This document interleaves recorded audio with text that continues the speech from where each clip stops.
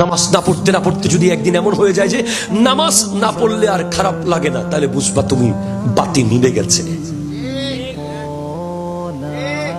নামাজ না পড়লে যদি ছটপটানি লাগে, বুঝবা বাতি এখনো মিটি মিটি করে জ্বলছে। আর যদি দেখতেছো যে নামাজ পড়ো নাই, তোমার বিন্দাস, কোনো খবর নাই, আল্লাহ তোমাকে ছেড়ে দিয়েছে। আল্লাহর যে প্রটোকল সেটা উঠে গেছে তোমার থেকে। তুমি তোমার মতো করে চলতেছো এখন, তুমি তোমার বাস। যেদিন কবরে যাবা সেদিনের কথা বলে দেওয়া হয়েছে, তোমাকে আর কেউ সোজা করবে না। আল মাউতু খায়রু মুআদ্দাবিন, তোমাকে সর্বশেষ শিক্ষা দিয়ে দেবে মত। তুমি যদি মাহফিলে না শিখো, মত তোমাকে শিখাবে। তুমি যদি মসজিদে না শিখো, মত তোমাকে শিখাবে। তুমি যদি হুজুরের কাছে না শিখো, মত তোমাকে শিখাবে।